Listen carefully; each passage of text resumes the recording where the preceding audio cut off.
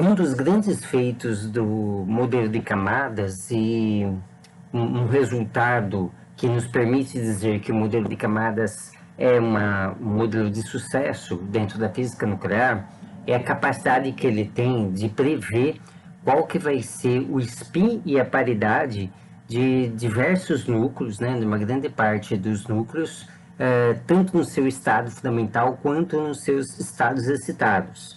Então, o objetivo desta aula é a gente ver como que o modelo de camadas consegue prever essas propriedades do núcleo.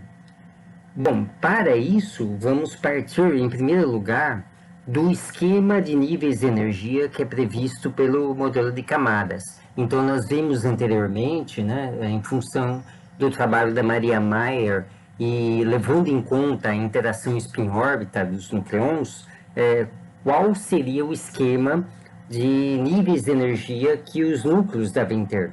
Então, este daqui, né, então, isso já foi apresentado no vídeo anterior, mas este daqui é esse esquema, né, o resultado dos níveis de energia previstos para os núcleos, segundo o modelo de camadas, levando em conta o efeito spin-órbita. Então, aqui é um esquema geral que permite você determinar quais são algumas propriedades do núcleo a partir do conhecimento de quantos prótons e quantos nêutrons o núcleo contém. Então, sabendo o número de prótons e o número de nêutrons, é necessário fazer o preenchimento desses níveis, né? Então, por exemplo, vamos supor que um elemento tenha 8 prótons e 8 nêutrons. Então, eu vou fazer o esquema de preenchimento para os prótons e depois vou fazer um esquema de preenchimento para os nêutrons. E aí, como que eu faço isso? Então, vamos usar esse exemplo, 8 prótons e 8 nêutrons. Então, eu vou conseguir colocar vamos fazer primeiro para os nêutrons. Vou conseguir colocar 2 nêutrons nesse nível aqui, né, que é o primeiro nível, nível 1s meio. Lembrando que como é meio, é 1 aqui, né, em cima do 2, aqui cabe 2 nucleons, então eu vou colocar 2 nêutrons aqui. Aqui, o nível seguinte seria o P3 meios. Então, por ser 3 meios, significa que eu vou poder colocar 4 nucleons aqui, no caso 4 nêutrons, não teria 2 nêutrons aqui, mais 4, me daria um total de 6. Aqui eu tenho o número acumulado, ó, 6. E aqui eu tenho outro nível meio, que seria um P meio, então eu tenho mais 2 aqui, e no total dá 8. Então, se eu tiver 8 nêutrons, eu vou preencher os níveis até aqui, tá? Se eu tiver agora 8 prótons, eu vou fazer o mesmo esquema de preenchimento. Então, eu teria os prótons preenchendo esses 3 primeiros níveis e parando aqui. Portanto, eu teria uma situação em que, tanto no caso dos nêutrons quanto no caso dos prótons, eu teria os níveis totalmente preenchidos até o nível 1P meio. Bom, isso considerando o estado fundamental desse átomo. No seu estado fundamental, nós sabemos que os últimos prótons e nêutrons vão estar no nível 1P meio.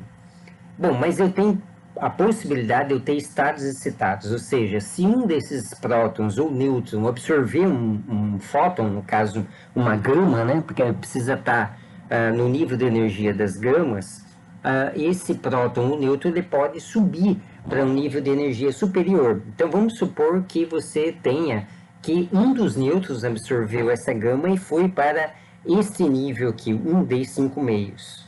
Então eu tenho um nêutron sozinho aqui, então as propriedades globais que o núcleo vai ter vão estar associados a esse nêutron sozinho, né? Bom, como uma ideia geral com relação à determinação do spin e da paridade dos núcleos, eu tenho que levar em conta aqui, da mesma forma que no modelo de camadas para os átomos, né, as camadas eletrônicas nos átomos, quando eu tenho uma camada que está totalmente preenchida, aqui no caso, quando eu tenho um nível de energia totalmente preenchido, esse nível de energia não vai contribuir para o spin e a paridade do núcleo. Então, eu desconsidero, na determinação do spin da paridade, aqueles níveis que estão totalmente preenchidos, né? Então, todo nível meio, né? Que tenha o número quântico J, que é igual a meio, com 2 nucleons, ou 3 meios com 4 nucleons, ou 5 meios com 6 nucleons, ou 9 meio aqui com 10 nucleons. Então, se esses níveis tiverem esse número de nucleons, ele não vai contribuir para as propriedades, do modo geral, desse núcleo aí, em particular, o spin e a paridade. Então, eu tenho que olhar em que nível está os nucleons que estão sozinhos ou numa quantidade tal que não preencha aquele nível. Então, as propriedades do núcleo vão ser dadas por esses daí. Tá? Então, vamos supor agora um outro exemplo em que eu tenha o oxigênio 17. Né? O oxigênio 17 seria ele ter 8 prótons e 9 nêutrons. Então, nesse caso, eu teria, no caso dos prótons, esses níveis totalmente preenchidos, então eles não vão contribuir para o spin paridade do átomo, do núcleo. Mas, como eu tenho 9 nêutrons, eu vou ter todos esses níveis preenchidos, no caso do nêutron, e mais um nêutron aqui, ó, mais um nêutron no nível 1d5 meios.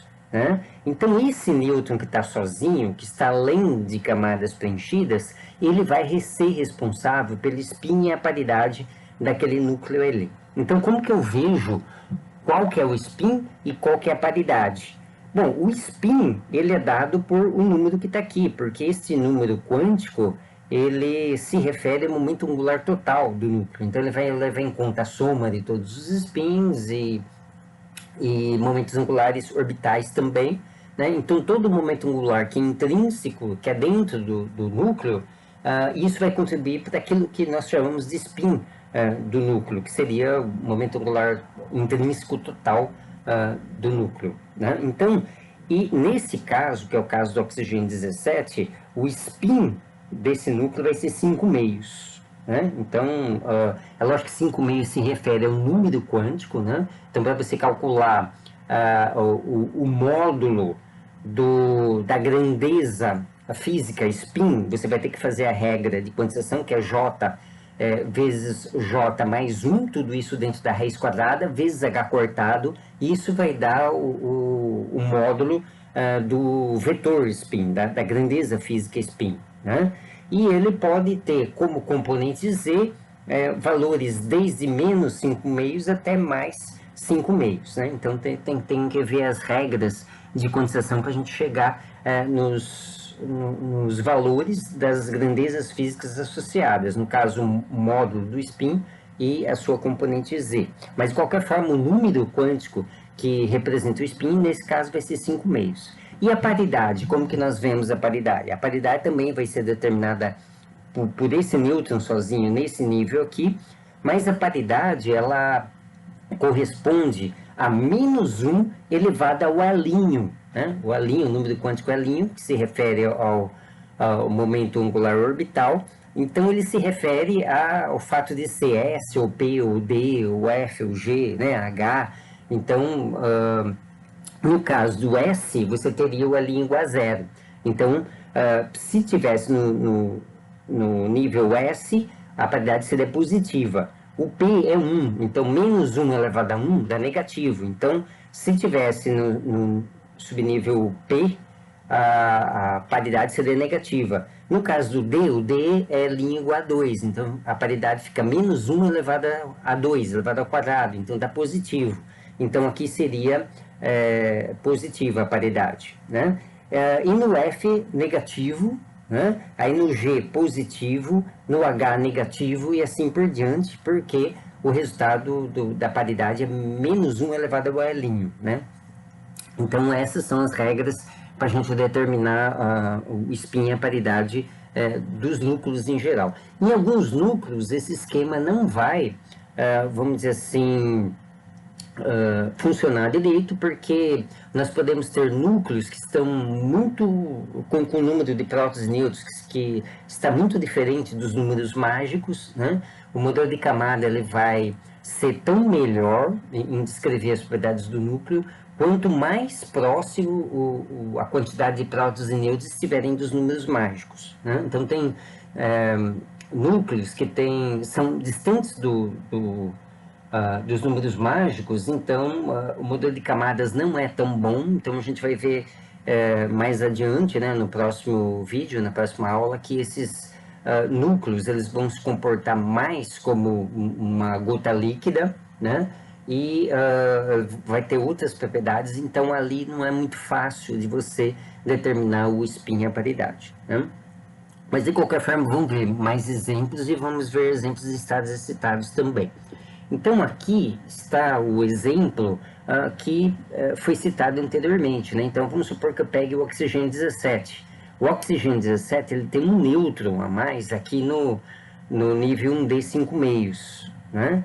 Então, e o resto abaixo estaria preenchido. Esse é o estado fundamental do oxigênio 17 para nêutrons, e os prótons estão aqui em camadas fechadas. Então, reparem bem, isso é importante, por isso que eu repito muito, você tem que fazer um esquema para os prótons separado de outro esquema para os nêutrons. Eu não posso ir colocando nêutrons e prótons no mesmo esquema de preenchimento, porque eles são partículas distinguíveis, tá? Eu só posso fazer esse esquema de preenchimento para partículas indistinguíveis. Bom, então nesse caso, eu só tenho um nêutron que está sozinho, digamos assim, no nível. Então todas as propriedades do núcleo vão ser determinadas pelas propriedades desse nêutron aí. Então, no caso, como vimos anteriormente, o spin, a paridade do oxigênio 17, no seu estado fundamental, seria 5 meios mais, né? Então, paridade positiva, spin 5 meios. Vamos ver o outro isótopo do oxigênio, que é o oxigênio 15. Bom, o oxigênio 15, o que acontece? Bom, ele tem o mesmo número de prótons, então é o mesmo esquema de preenchimento, que eu tenho os 3 primeiros níveis de energia preenchidos, mas como tem só 7 nêutrons, então eu não consigo preencher todos os níveis. Então aqui vai ficar um buraco, né? Não sei se vocês estão conseguindo ver que aqui tem uma bolinha aberta, né, branca, e aqui é uma bolinha preta. Então eu tenho apenas um nêutron nesse nível aqui. Então, como eu tenho um nêutron só nesse nível, as propriedades desse núcleo vão ser dadas por esse nêutron. Mas eu tenho outro nível de energia. Em vez de ser o D5 meios, como aqui, eu tenho o 1P meio, né? Então, qual que vai ser o spin? Vai ser meio, vai ser esse valor aqui, né? Meio. E qual que é a paridade? É negativa, porque o P correspondeu a linha igual a 1. Então, a paridade vai ser menos 1 elevado a 1. Então, dá menos 1. Então, a paridade vai ser negativa, tá? Então, eu lembro a vocês que spin e paridade são quantidades que são mensuráveis experimentalmente, né? Então, nós vimos anteriormente até o equipamento que faz isso. Então, são valores que podem ser checados com experimentos. E nós temos, nesse caso específico, que os valores previstos aqui pelo modelo de camadas bate exatamente com o que é mensurado, tá? Então, esse é um caso típico em que isso acontece. Vamos ver outros exemplos, né? Então, vamos supor agora, eu peguei os valores experimentais de diversos núcleos aqui, em particular isótopos do oxigênio e isótopos do silício, né? Então, por que isso? Porque eu peguei valores, né, números de prótons e nêutrons que são próximos dos números mágicos, né? Então, 20 é um número mágico, né? Então, e 28 é outro número mágico. Então, eu peguei, digamos assim, núcleos que nós sabemos que o modelo de camadas vai funcionar muito bem, né? Então, veja bem, vamos supor agora que eu esteja trabalhando com o oxigênio 20, né? Então, a gente foi um pouquinho além daqueles isótopos, né? Então, eu teria aquele caso do oxigênio 17 com mais 3 nêutrons ainda, né? Então, o oxigênio 20, ele, como é oxigênio, ele vai ter 8 prótons, né? Mas ele teria 12 nêutrons. É claro que não é um núcleo estável, né, do ponto de vista do decaimento, porque tem um número de nêutrons muito diferente de prótons para um núcleo de leve, né? Um núcleo de massa pequena, então possivelmente ele vai ser radioativo, mas não importa, né? O que importa é que nós estamos analisando o spin e a paridade desse núcleo. Mesmo que ele seja radioativo e tenha uma meia-vida pequena, é possível produzir ele artificialmente, né? Usando um bombardeamento de nêutrons, por exemplo, né? A partir de um reator nuclear. Então é possível produzir esses elementos, e mesmo que eles tenham uma meia-vida curta, é possível medir o spin e paridade deles, né? Então, lá na tabela de nuclídeos, nós temos os valores de spin e paridade dos mais diversos núcleos, mesmo aqueles que são instáveis do ponto de vista do decaimento e têm uma meia-vida curta. Então, nós sabemos lá da tabela de isótopos que o spin e paridade de oxigênio 20 é 0 mais. Veja bem que nem deu um número fracionário, né? Deu 0 aqui o spin. Vamos ver se o modelo de camadas consegue explicar esse valor aí, né? O 0 mais. Então, veja bem, ele tem 8 prótons, porque é oxigênio, então esses prótons estão preenchendo níveis, né? Então, todos os níveis preenchidos, então os prótons não vão contribuir para as propriedades desse núcleo. Quem vai contribuir são os nêutrons. Então, quantos nêutrons eu tenho? Eu tenho 12 nêutrons. Então, nós temos que fazer aqui o esquema de preenchimento para 12 nêutrons. Então, vamos procurar aqui o 12. Ó. Até aqui, eu tenho 8. Né? 8 preenche até aqui. Então, eu vou ter, nesse nível, 4. Né? 4 nêutrons. Agora, para completar esse nível, eu preciso de mais 2 nêutrons.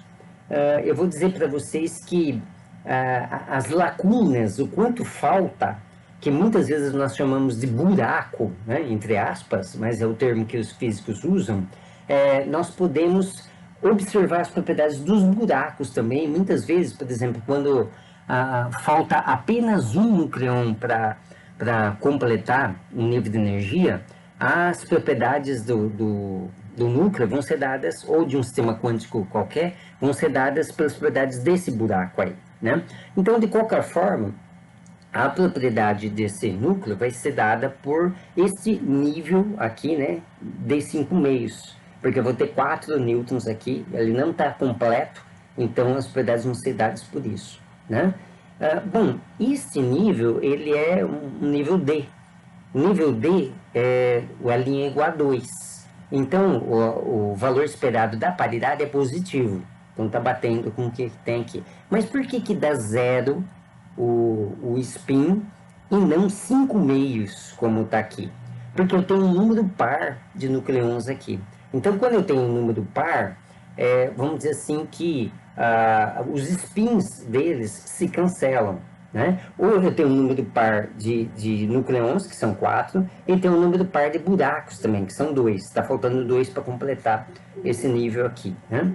Mas como é um número par, vamos dizer assim que os spins se orientam de forma antiparalela, então isso resulta no spin total igual a 0, né? Então, o modelo de camadas consegue, vamos dizer assim, fazer a previsão de que deveria ser 0 mesmo o spin nesse caso. Então, normalmente, quando você tiver um número do par de nucleons dentro de daquele nível que vai determinar as propriedades do núcleo, o spin deve ser 0. Isso é verdade, particularmente, ou pelo menos, né, é verdade pelo menos em núcleos cujo número de nucleons é próximo dos números mágicos, né? Ou seja, não seja muito distante. Aqueles núcleos que, vamos dizer assim, pouco obedecem, né, o que é previsto pela teoria de camadas, são principalmente os núcleos que têm uma massa atômica entre 150 e 190 e maior que 220. Então, esses núcleos, vamos ver na próxima aula, são núcleos permanentemente deformados, né? Eles têm um formato, vamos dizer assim, que não é esférico, e o modelo de camadas tem mais dificuldade para explicar. Tá? Agora vamos ver o oxigênio 21. Então, o oxigênio 21, ele vai ter 13 nêutrons, então tem um nêutron a mais em relação que o oxigênio 20. Então, aqui eu vou ter essa camada 1D5 meios, né? esse nível de energia, um D5 meios, com 5 nêutrons, então está faltando um. Então, as propriedades de spin paridade do núcleo vão ser dadas por esse buraco que tem aí, ou seja, o nêutron que está faltando.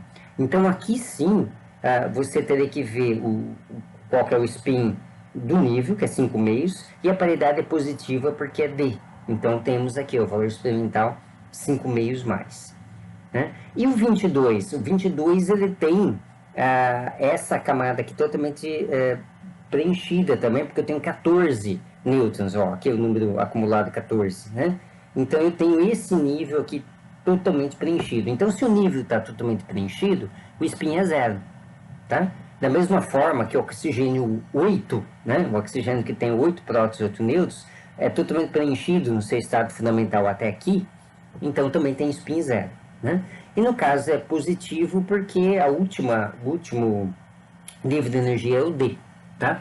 Então daria paridade positiva. Agora vamos ver o silício, né? O silício, ele tem número atômico 14, então ele vai ter 14 prótons e no caso do silício 29, para dar 29 aqui ele tem que ter 15 nêutrons, né? Então vamos ver primeiro para os prótons. Ele tem 14 prótons. Então 14 corresponde a esse número aqui. Então eu tenho esses níveis totalmente preenchidos, né? Lembrando que aqui são 2, aqui são 4, né? Porque aqui é 3 meios, aqui é 2 também. Então até aí dá 8. 8 com 6, porque aqui cabe 6, ó, 5 meios é 5 mais 1, né? Cabe 6. Então eu teria 14. Então, para todos os isótopos do silício, eu teria 14 prótons, então os prótons preenchem níveis de energia, né? Vou ter os 4 primeiros níveis de energia totalmente preenchidos, então eles não vão contribuir também para o spin à paridade. Lembrando que se eu tiver os nêutrons formando níveis de energia preenchidos e tiver nos prótons um que está sozinho ou uma quantidade que não preenche o último nível, as propriedades do núcleo vão ser dadas por esses prótons que estão no nível não preenchido, tá? Então, mas no caso do silício, eu tenho 14 prótons, eu tenho níveis preenchidos, os prótons não vão contribuir para o spin à paridade. Então, vamos pegar o silício 29, eu tenho 14 prótons e 15 nêutrons. Então, no caso de 15 nêutrons, eu teria os 4 primeiros níveis totalmente preenchidos e o 15º nêutron, ele vai estar nesse nível 2s meio, né?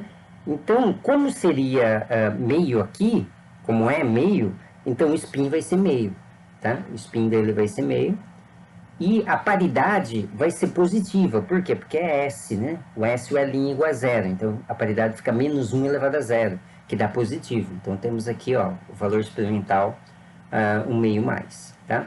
Lembrando que para o núcleo nós representamos o spin pelo I maiúsculo, para não confundir com o spin de uma partícula individual. Na verdade o núcleo é uma estrutura, né?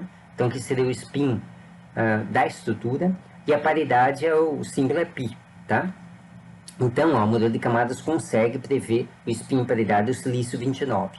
Vamos pegar o silício 30. O silício 30, ele tem 16 nêutrons, então eu vou ter 2 nêutrons nesse nível aqui. Então, como são 2 nêutrons, eu prevejo que o spin vai ser zero, né? Porque o de um vai cancelar o do outro. Então, tem aqui, ó, o valor experimental é zero. E é positivo, por quê? Porque o último nível é S ainda, continua sendo S, então ele vai ser positivo, tá? O silício 31. O silício 31, agora eu tenho 14 para 31, tenho 17, né? 17 nêutrons. Então eu teria até esse totalmente preenchido e mais um nêutron aqui nesse nível, um D 3 meios. Um D 3 meios, então eu prevejo que o spin vai ser 3 meios, tá aqui, ó, spin 3 meios, e como é D, vai ser positivo também, tá? E segue que o silício 32, ele vai ter 2 nuclear, 2 nêutrons aqui nesse nível, um de 3,5, então o spin deve ser 0, né? O spin de um cancela com o do outro, e positivo porque ainda está no subnível D. Então note que para todos esses aqui, a paridade é positiva, né? Porque é D e S, tá? Então paridade negativa se for P ou F, tá? Ou H, e assim vai. Bom, então aqui um exemplo, né, também de outros isótopos que o modelo de camadas tem sucesso ao prever qual que é o valor do spin da paridade. Vamos ver agora os estados excitados. Então vamos pegar um núcleo e vamos ver quais são os possíveis estados de excitação que esse núcleo pode ter, né? Então, o que vimos até agora foram casos de núcleos no seu estado fundamental. Como que eu vejo os estados excitados? Então, eu vou fazer o preenchimento de níveis, considerando o estado fundamental, e aí eu vou excitar um próton ou um nêutron. Eu vou ver o que acontece. Então, vamos pegar aqui o caso do oxigênio 17. Então, o oxigênio 17 tem 8 prótons e 9 nêutrons, né?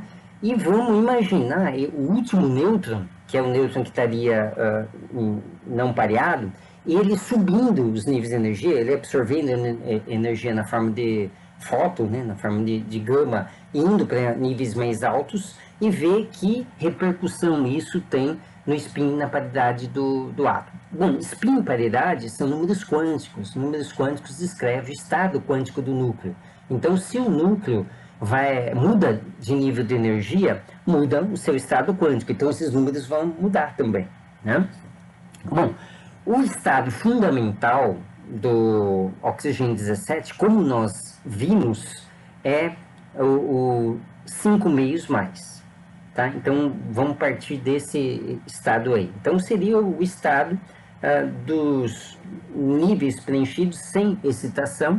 Então, nós sabemos aqui que, como eu tenho 8 prótons, os níveis protônicos vão estar totalmente preenchidos, os prótons não contribuem.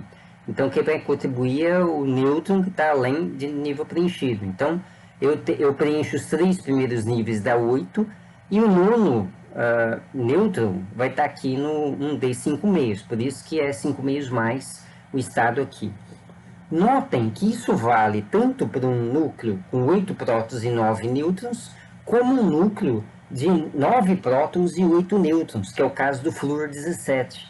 Então isso é mesmo, eles vão ter o mesmo estado quântico no seu estado fundamental e os mesmos números quânticos relacionados a quando eu excito aquele próton ou nêutron que está além das camadas preenchidas, né? Bom, então agora vamos buscar os estados excitados. Então, como que eu posso fazer os estados excitados? Bom, essa é a configuração do estado fundamental. Então, aqui essa linha tracejada liga aos 5 meios mais. Como que eu posso excitar um nêutron aqui? Eu dou energia de tal forma que o nêutron vá para o nível mais alto aqui, né? O próximo nível mais alto. Esse último nêutron vá para o próximo nível mais alto. Então, ele está absorvendo energia, ele tem que ir para o outro nível de energia. Então, esse nível aqui mais alto seria o 2S meio. Mas notem que aqui eu tenho os níveis preenchidos, eles não vão contribuir para o spin paridade. Aqui eu não vou ter nada agora, porque o nêutron que estava aqui veio aqui para cima, então eu tenho um nêutron aqui nesse nível. Então vai ser os números quânticos relacionados a esse nível que vão determinar o valor do spin da paridade. Então vai ser meio o spin, e a paridade, como é essa, deve ser paridade positiva. Então a gente está aqui, ó, meio mais, tá? Então é como o modelo prevê, tá? Então eu tenho esse, o primeiro estado excitado. Bom, para eu ter esse estado excitado, esse é um estado que tem uma energia aqui mínima de referência, que eu posso chamar de zero, eu posso botar o meu zero do meu sistema de referências aqui, tá? E esse aqui vai estar num nível que corresponde ao ΔE, a diferença de energia daqui para cá. Então, a energia de estado excitado vai ser esse ΔE aqui, né? Então, eu teria que ver qual que é o próximo estado excitado. O próximo estado excitado vai ser aquele que tem uma energia maior do que esse ΔE, né? E que seja menor que o terceiro estado excitado, que é o quarto estado excitado. Então tem que ver que configuração que eu tenho que ter para ter o terceiro, né? O terceiro é fazer um nêutron pular daqui para cá. Esse ΔE, ele é um pouco maior do que esse ΔE aqui de cima, então por isso que esse é o segundo estado excitado. Embora não seja muito maior, né? Parece que a distância daqui para cá é igual à distância daqui para cá. Até pode-se pegar uma régua para estar medindo isso e vendo direitinho. Mas esse é o segundo estado excitado, porque esse ΔE correspondente é um pouquinho maior que esse ΔE aqui, ó. Então, o que acontece nesse caso? Sai um nêutron daqui do 1p meio e vai lá para o 1d5 meios. Então, aqui eu vou ficar com 2 nêutrons e aqui com um só. Bom, quem que vai determinar as propriedades? Vai ser esse que está desemparelhado. Aqui, como eu tenho 2, a contribuição deles em termos de spin deve ser nula, né? Então, devo ter um balanço aqui dos spins. Então, esse, como está sozinho, ele vai determinar as propriedades do núcleo. Então, o spin para esse estado vai ser meio também, né? Olha aqui, ó, essa configuração sai daqui, ó, e vem para cá, vai ser meio, mas vai ser meio menos. Por que meio menos? Porque esse daqui é P, né? E a paridade do estado P é negativa, né? Porque o P equivaleu a linha igual a 1, então menos 1 elevado a 1 dá menos 1. Então eu tenho aqui a paridade negativa, está batendo com o que o modelo de camadas prevê, tá? O próximo estado excitado, agora eu tenho que ver, adicionando uma quantidade de energia um pouco maior, o que transformação que eu posso ter, né? Que excitação que eu posso ter. Então, a próxima seria levar um nêutron desse estado para esse estado aqui em cima. Então, aqui eu preciso de uma energia um pouquinho maior, né? Quer dizer, razoavelmente maior do que aqui, né? Esses dois níveis excitados vão ser próximos, esse aqui já vai ser praticamente o dobro, né, desses dois aqui. Então, mas é o próximo estado excitado. Os demais vão ser um ΔE maior ainda, né? Então, eu tiro um nêutron daqui e jogo nesse estado S meio, tá? 2S meio. Nesse caso, é um caso já diferente dos casos que nós tínhamos anteriormente. Então, nós temos agora, nessa configuração aqui, um nêutron no 1p meio, um nêutron no 1d5 meios e um nêutron no 2s meio. Então eu tenho 3 níveis com apenas um nêutron, então eu tenho 3 níveis não preenchidos. E agora, né? Então até então nós tínhamos analisado configurações em que apenas um nível tinha um nêutron apenas, né? Mas agora temos 3 níveis com um nêutron. Então, o que vai acontecer? É lógico que vai ter que haver uma soma dos spins correspondentes a esses valores. Então, isso é uma soma, mas alguns spins estão para cima e outros spins estão para baixo. Então, isso vai corresponder, num caso tão simétrico quanto esse, né, que é 1 e 1, ao valor do meio, ao valor médio, né? Então, o spin que nós vamos ter aqui corresponde ao spin aqui, um D5 meios, né? Então, o valor aqui vai ser 5 meios, né? Contudo, a paridade, nós temos que tomar um pouco de cuidado e temos que recorrer à definição quântica mesmo do que vem a ser a paridade, né? Então, a paridade, ela tem a ver com a simetria que a parte espacial da função de onda vai ter, né? Então, olha só o que nós temos aqui. Nós temos um nêutron cuja parte espacial da função de onda é par, porque é S. Temos um nêutron aqui cuja parte espacial da função de onda vai ser par também, porque é D. E temos um cuja parte espacial da função de onda é negativo, porque é P. Então, eu tenho um positivo e um negativo.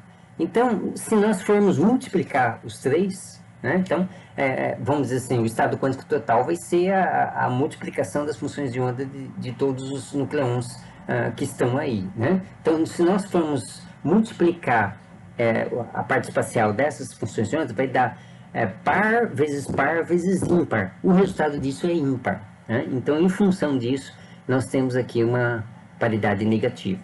De qualquer forma, esses números quânticos eles têm que ser únicos ao descrever os níveis de energia dos núcleos como um todo, né? Então aqui não poderia ter 5 meios mais de novo, porque senão eu teria dois níveis quânticos que, vamos dizer assim, com a mesma configuração de números quânticos, me descreveria dois estados diferentes, então eles não seriam suficientes para eu estar descrevendo o estado quântico dos nucleões. Então eu tenho que ter alguma coisa que diferencie um estado quântico do outro, né? Se fosse esse o caso, se o modelo de camadas prevesse que esse número fosse 5 meios mais, eu teria que introduzir um terceiro número quântico para distinguir esse estado quântico desse estado quântico aqui. Mas não é necessário, aqui é 5 meios menos, tá? Bom, os próximos estados excitados. Bom, eu vou pular esse por enquanto, depois eu volto, porque aqui tem um erro, né? Mas assim, um estado excitado que vai vir, não próximo, mas o segundo próximo, seria eu excitar um nêutron que está aqui no nível fundamental ter um nêutron, que ele vai para um nível ainda mais alto, né? Então aqui, evidentemente, eu vou precisar de um ΔE maior, né? Então, aqui nessa configuração, eu teria apenas um nêutron desemparelhado, né? Apenas um nêutron sozinho no nível de energia. Esse nível de energia seria o D3 meios. Então, a gente pressupõe, né? A gente prevê que o spin vai ser 3 meios e a paridade vai ser positiva, porque é D. Então, eu tenho aqui, ó, 3 meios positivo. Bom, por que eu pulei esse estado aqui, né? Que seria um estado excitado anterior a esse daqui? Por que anterior? Porque o ΔE, nesse caso, ó, de vir desse nível para esse nível aqui, é menor do que o ΔE para vir desse nível até esse nível. Para vocês determinarem a sequência dos estados excitados, qual que vem antes, qual que vem depois, vocês teriam que pegar uma régua e medirem a distância relativa desses níveis aqui para vocês determinarem quais ΔE são menores, né? E o ΔE menor vai ser o primeiro, o segundo menor vai ser o segundo estado excitado, o terceiro ΔE vai ser o terceiro estado excitado e assim vai, né? Então, por exemplo, eu posso, a partir de 8 nêutrons, excitar um aqui para cima, mas esse estaria lá para frente, né? Não seria os primeiros estados excitados. O ΔE seria muito grande nesse caso aí. Então, tem que pegar os primeiros, que o ΔEs corresponde a menores valores, tá?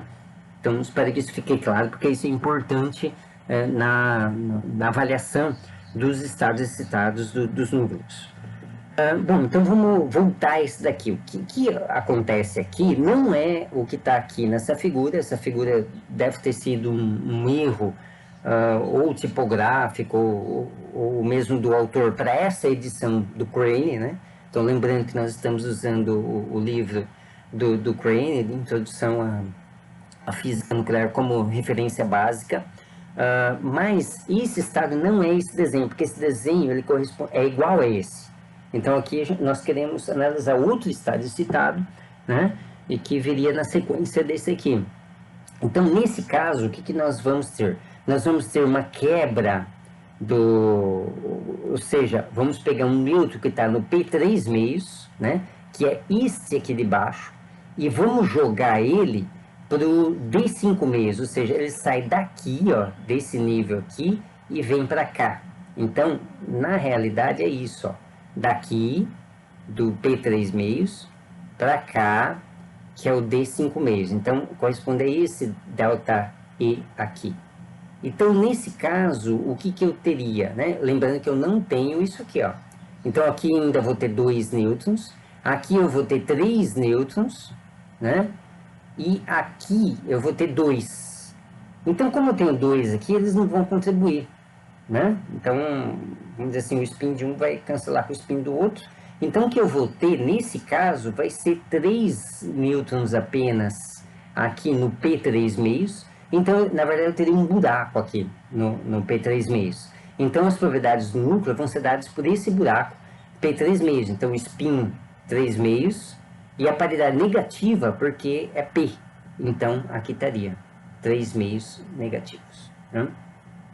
Então, essa é a lógica, o raciocínio que nós fazemos quando nós vamos verificar quais são os valores de spin e paridade dos núcleos diversos, né? Então, o modelo de camadas assim prevê esses valores. Eu lembro que são valores que são possíveis de determinar experimentalmente, né? E são valores muito importantes para determinar as propriedades do núcleo, porque esses números determinam como que o núcleo vai reagir frente a reações nucleares, né?